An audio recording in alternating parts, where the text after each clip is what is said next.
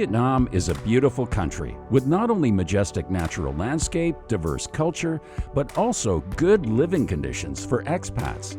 So not surprisingly, Vietnam is ranked the 10th best place in the world for expats, according to the recently released 2021 Expat Inside Survey by Internations, considered the biggest global expat community.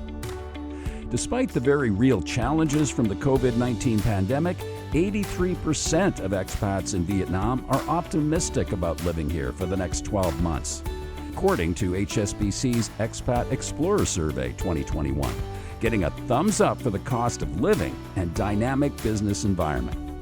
That's why many expats choose to start their own business here in all fields, from environment, education, to even beauty and fashion. Many of these expat business models in Vietnam not only focus on profits, but also on how to give back to the country as a thanks for being treated so well.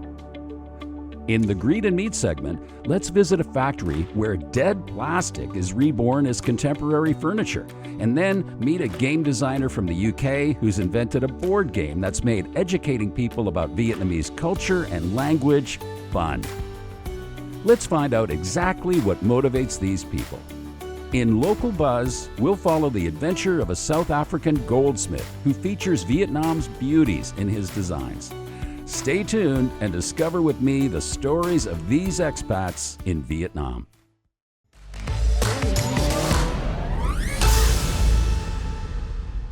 There are about 350 million tons of plastic produced yearly. It is forecasted the that volume of plastic production can be six-fold higher by 2030. But 80% of plastic are not collected and recycled. They become waste. And the only way that we can do so is giving some value to those plastics. Xin chào, we are plastic people. My name is Néstor Catalán. I'm from Barcelona, Catalonia, Spain, and I'm co-founder of Plastic People with Nano Morante. Hi, I'm Nano Morante, I'm from Argentina, and yeah, we started this company together, Plastic People. When I was a kid, I always wanted to change the world, and I remember that everybody was telling me, you cannot change the world because you are only one person. Or it was fate that I met Nestor and Nestor met me, and one person met the other person, and then together start pushing and meet other people. That's how it starts. We really love nature, really like to travel around, see nice places, beaches and mountains like Vietnam has. Around Vietnam we saw that there was so much plastic everywhere. And we asked ourselves, what can we do to solve this problem? It's time to stop complaining, stop saying, look, oh, there's plastic everywhere, no one cares. Plastic have a really good properties. Chance is because it's a very malleable, very easy to make, very cheap, and solve most of the problems in our daily lives. It's possible to mix some of the plastics that no one uses, that no one collects, and do something useful out of that. Plastic waste can become a useful, nice furniture for your home or your office. Plastic is good. The problem is how we use it. So if we know how to use it, if we know how to pick it up, to be upcycled, is where we can solve the problem of the plastic. That's why the name came up and say Plastic People. Because plastic and people are the problem, but plastic and people are also the solution. Garbage that nobody else recycles, garbage that is end up in landfills or burnt, and we do something that can be used to make things beautiful.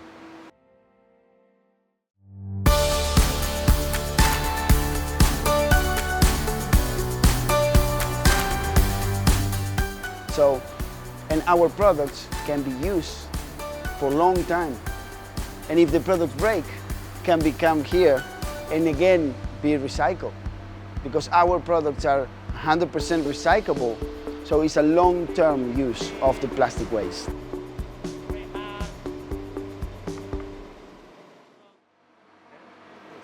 So in terms of input material, the intake of our boards, it's basically plastic waste. Plastic waste can last for hundreds of thousands of years, depending on the type of plastic, and we're using it for a few minutes of life. Makes no sense. This is PP plastic in this coffee cup. Straws. Straws are plastic. plastic bags. Those plastic bags, they're laminated, multi-layer. Some of them, they even have plastic and aluminium. So it's not only different types of plastic together, it's also different types of material together. What makes the recycling process very difficult. Not all plastics can be mixed together. We need to know what is the minimum temperature where the plastic starts melting to change the shape later. Melting point of one type of plastic is too high for the other plastic, and then we burn it. And when you burn plastic, then it becomes toxic when we make our material. It's important to say that during our process, we don't use any chemical, any additives, no color. All the materials are made with natural plastic waste, properly selected and classified. With a little help from the kind and creative hands of sustainability, processing nightmares like straws, snack wraps, and lunchboxes are neatly arranged, cleaned, sorted, ground, and remolded when they leave Plastic People's factory, ready to be given new lives as beautiful and meaningful creations slotted in the space of diners, workplaces, and comfy homes.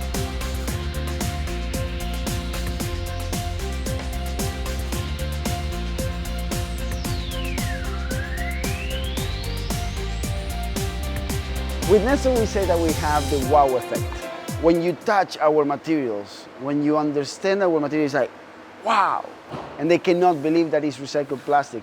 And we have clients like Pizza for Peace, like Maru Chocolate, that they work with us from the very beginning. Also, we have furniture companies that they are really interested in using our materials. We feel that we're doing something good. That all these people that is working with us, all this team, that is amazing team. Thì bên làm về nội thất, về đồ gỗ, cho nên là cái vấn đề với mấy anh bên Lux Evo á, tạo ra một cái vật liệu mới để phối hợp chung để mình làm đồ gỗ thì nó rất là tuyệt vời. Mình nghĩ các bạn đang làm một cái điều là giúp ích cho quê hương mình, và cho nên là mình rất là hoan nghênh và thích điều đó. Rất là cảm ơn các bạn đã làm việc đó, tại vì từ bé mình đã để ý rồi. Mình thấy là tại sao nó có rác ở ngoài đường như thế và không ai có một cái ý thức gì để làm việc đó. Và thậm chí là khi mà nói tới việc hệ thống thì cái hệ thống tái chế rác thải ở Việt Nam vẫn chưa có. Thì cái này là giống như một cái bước đầu tiên, một cái bước đệm vậy đó. They also offer pre-made panels to donate to building houses for the poor and regularly flooded areas. There is one thing that we realize of our material. When the flood comes to a house made of wood, the wood gets rotten. When the flood comes to a house that is made of cement, cement can take 1, 2, but then the water starts getting inside the cement, inside the walls, and the walls are going to start falling. When the flood comes to a plastic wall, nothing happens. We could help some people, we could get some materials a week or a day faster than a family has a roof on their heads. And this makes a huge change. And my dream with Plastic People is to have a Plastic People in every country. Nestor and me, we didn't start this to get rich. We started this to improve people's lives. That is empowering, and that's our dream. And the dream that we can do not only here, but in any country in the world. Because plastic is worldwide.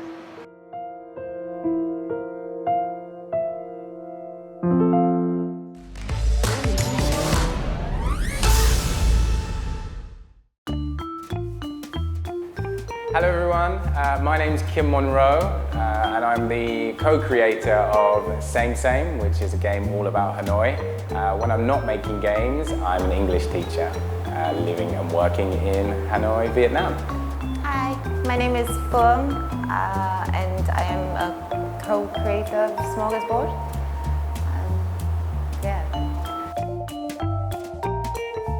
We started a company called Smorgasbord. We wanted to run board game events and we had loads of games and we were looking through them all and thinking, okay, which ones would be good because we're going to my girlfriend's parents, and we couldn't find any that would be perfect for a person that can't speak English and a Vietnamese family. So we started to think about ideas, a game that you could play in English and Vietnamese and a game that you could easily teach someone. And then that's where Same came from. He woke up one morning and said, we should make a game about Hanoi. But I said, yeah, that actually sounds really good, because there's not many games that I play as a kid that is popular, that is about Hanoi. So we started making the game and getting people locally involved. It became something very, very beautiful. Okay, so the name Same is, it's used, that phrase is used around Southeast Asia a lot. So when we were thinking about the name for the game, that seemed like the perfect name because everyone understands it, and it's also an icon matching game. Okay, everybody, listen up. Today we're going to play the game called Same. The objective of the game is to get rid of all of your cards first. Every card has a bunch of little icons on here, and every other card has a match to it. When you see a match, you want to shout it out and place it down. Whoever gets rid of all of their cards first is the winner. Ready? Go!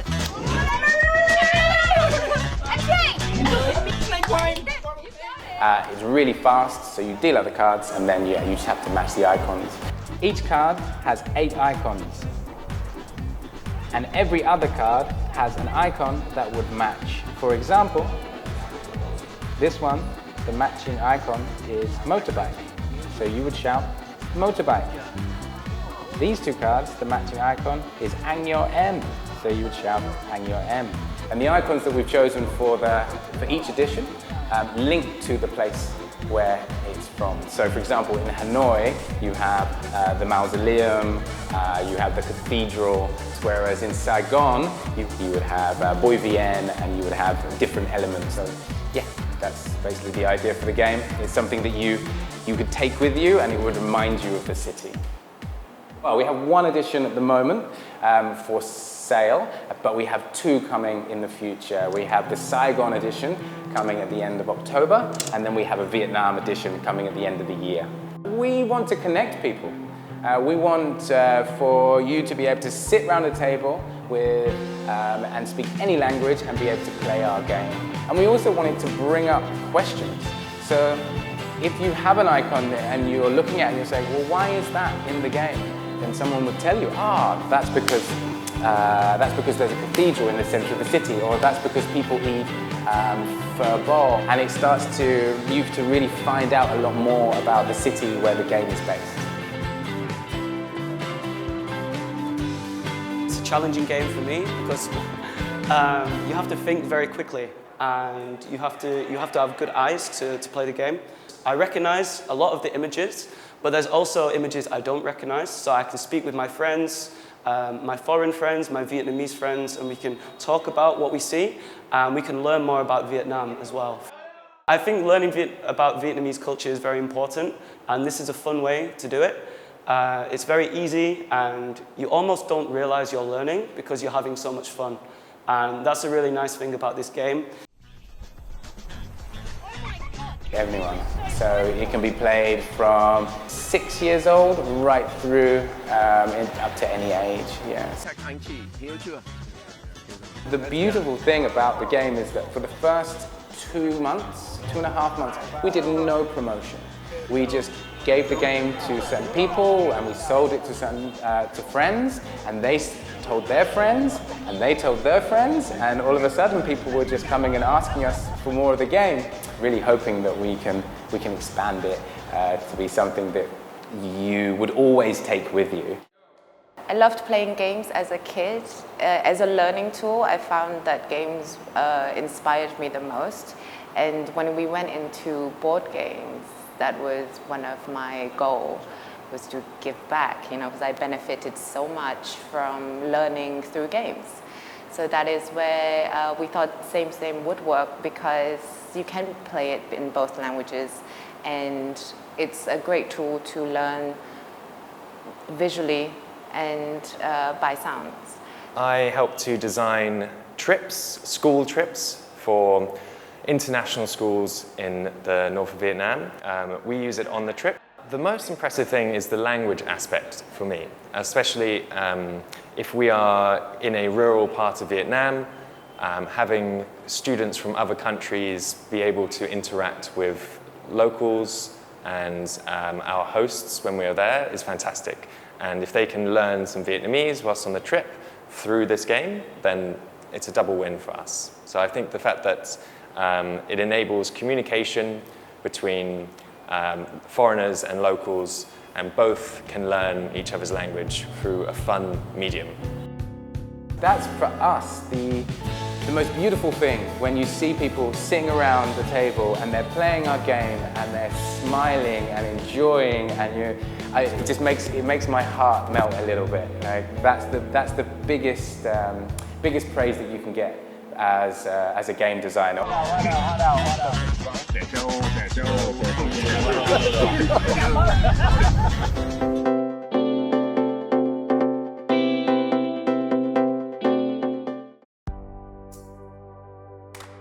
The good thing is that the government in Vietnam is pushing forward to get more recycles, to push companies to recycle more, to push construction companies to use more recycled materials. So the big volumes are coming for the junk shops locally, surrounding the workshop. Makes no sense to get plastic from UK and clean it and process it here. We have enough plastic. We want to clean locally. It's like a treasure chest that you keep on opening. You explore the city, and the more that you explore it, the more you find. And then you think that you've found everything, and then another part of the city presents itself, and you're like, wow, that was really amazing. So diverse. There's so much going on all the time that you're never not interested. Both of our goals, really, going into this business is to give back. And that is why we give a percentage to charity, and that is why we seek to supply locally, because I don't want to create the cheapest product possible just for profit. I want it to be a good thing to the community, personally a good thing in my opinion.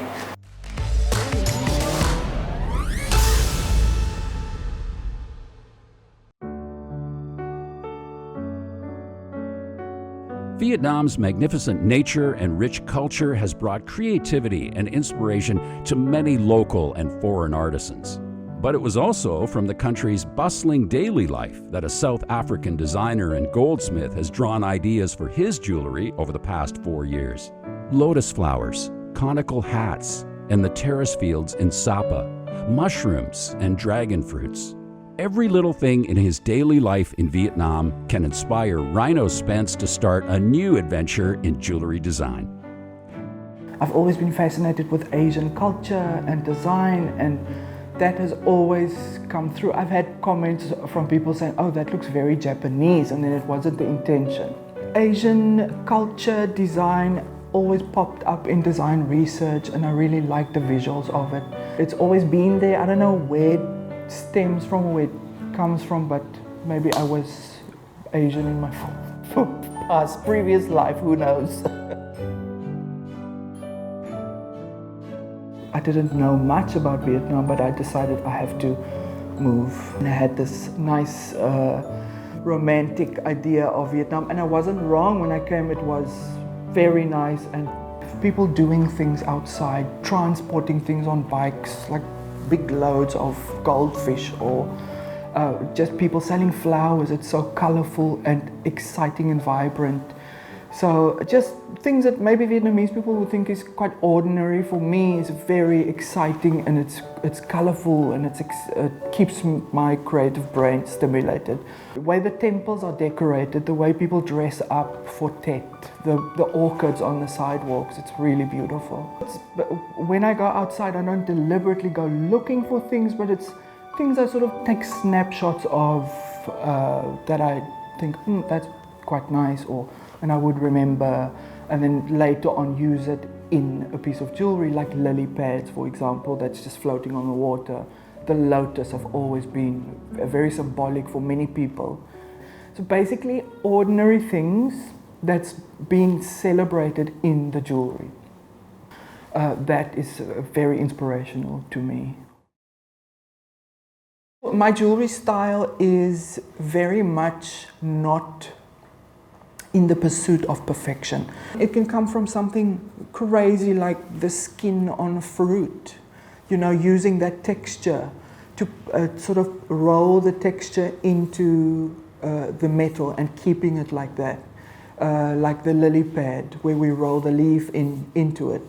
And it's kind of like also resembles the unrefined roughness of Hanoi and the excitement and the craziness of the city. That's also another way of putting that into the design.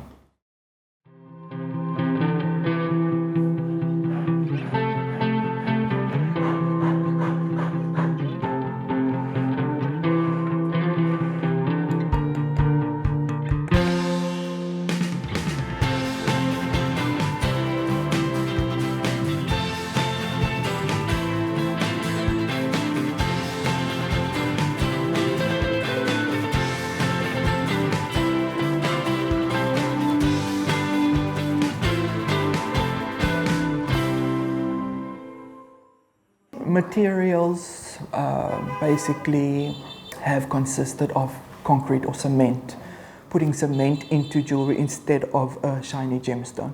That tells a story, it tells a story of Hanoi. Instead of using the obvious expensive gemstone, to put something inexpensive in it, but it has meaning.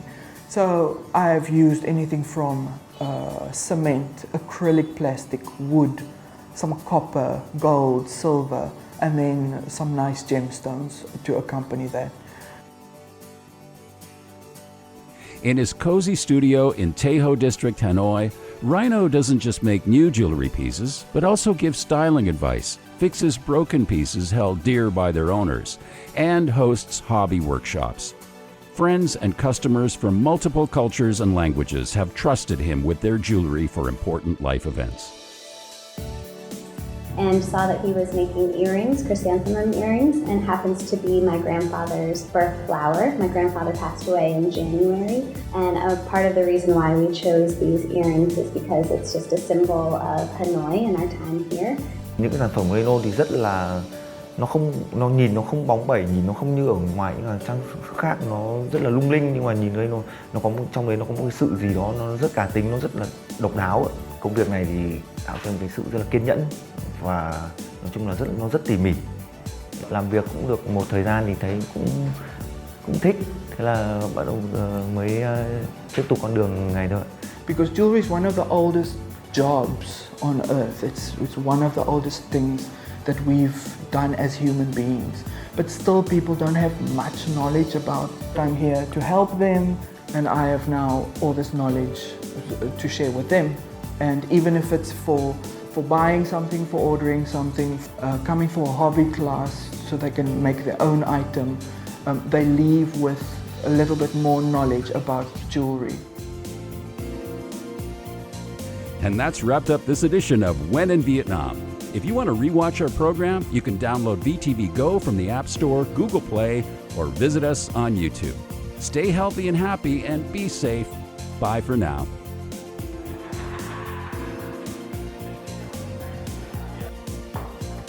Careful.